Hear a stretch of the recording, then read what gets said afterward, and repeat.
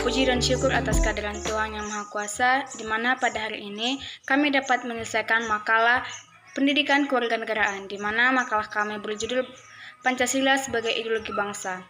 Kami juga mengucapkan terima kasih kepada Bapak Dr. Tengku Muhammad Saudra, MPD, selaku dosen pengampu mata kuliah Pendidikan Kewarganegaraan. Kami menyadari bahwa dalam pembuatan makalah ini masih jauh dari kata sempurna. Adapun nanti kata-kata yang kurang berkenan di hati teman-teman, kami mohon maaf.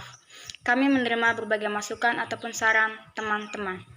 Saya Amelia Silitonga sebagai moderator sekaligus fasilitator ke-1, Dezikra Nabila sebagai fasilitator kedua, Sheila Andini sebagai fasilitator ketiga, Indah Brutu sebagai fasilitator keempat.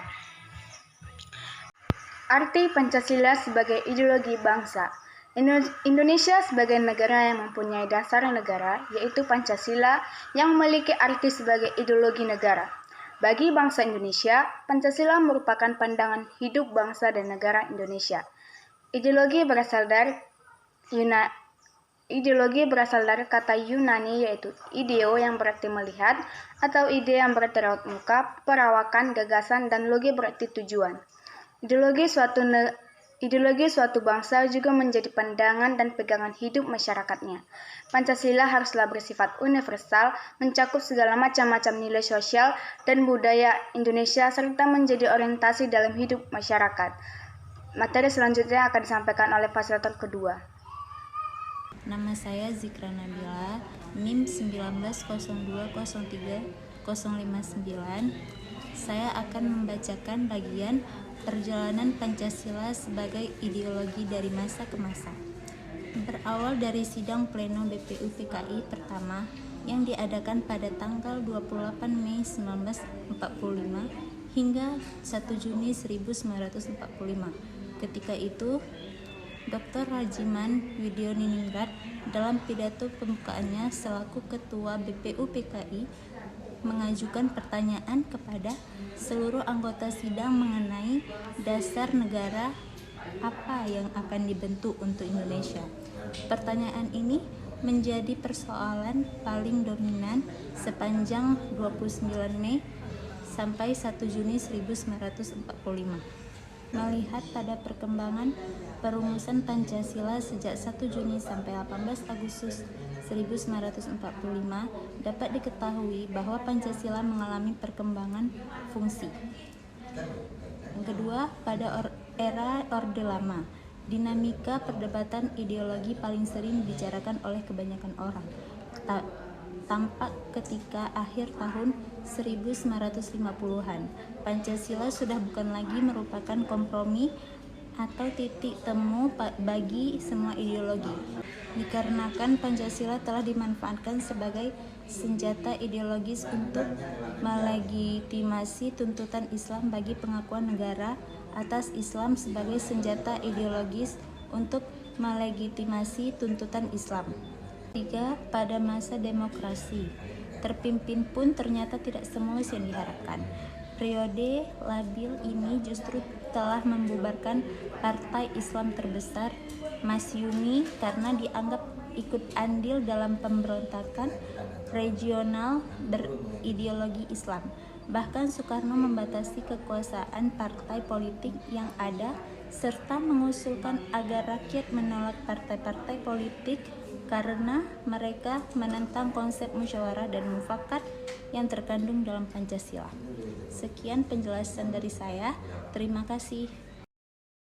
Baiklah, saya Sheila Andini Agustin Lubis sebagai fasilitator 3 akan melanjutkan nilai-nilai yang terkandung dalam Pancasila sebagai ideologi bangsa.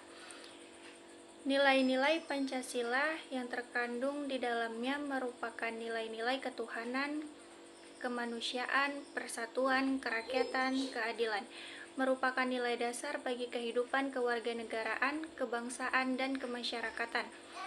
Nilai-nilai Pancasila bersifat objektif, maksudnya rumusan dari Pancasila itu sendiri memiliki makna yang terdalam menunjukkan adanya sifat umum, universal, dan abstrak.